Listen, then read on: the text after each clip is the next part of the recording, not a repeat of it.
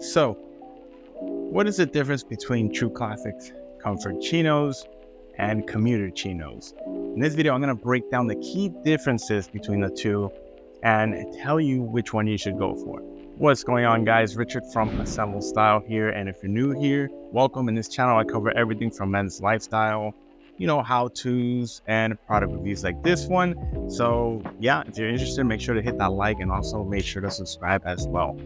Let's get to it. So let's start off with the fabric composition. I will post the percentages for both pairs, but the main difference is that the Commuter has more added stretch and a higher count of nylon compared to the Comfort Chino, and uses viscose over rayon. Therefore, the Commuter pants are not only lighter than the Comfort Chinos, but they're also more breathable and stretchier as well. Now, as for how the fabric feels, I find the Commuter pants feel cool to the touch and a bit smoother than the Comfort Chino.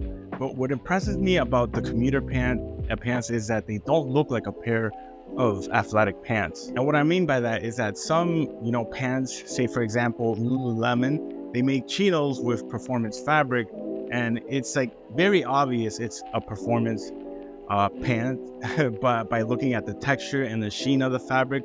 With these, you can't tell at all because it has none of that polyester shine that most Lululemons have. So you can get away with dressing these up if you wanted to. Now, the Commuter pant also has a hidden zipper compartment on the right side of the front pocket and on the back side as well, with fully open pockets. The Comfort Chino doesn't have the same bells and whistles as the Commuter. It's just a simple Chino design with flat front pockets and a button back pocket. And those are the key differences between the two pairs. The fit is also the same for both pairs as well. I am wearing a size 34 for both, and I had to get the hem fixed because they come in a standard 33 in length. Now, as for which pair you should go for, it really depends on what you're going to use them for. If it's for casual or office use, then stick with the Comfort Chinos. But if you are very active and need a little more storage for utilities and whatnot, then go with the Commuter Chinos. Either way, just know that they both are very comfortable and will not slow you down or restrict you from doing anything, really. Yeah, that was a very quick breakdown on those Chinos. Let me know what you guys think. Also, if you guys are interested in any of these, I'll make sure to link them down below for you guys to get 25% off your order.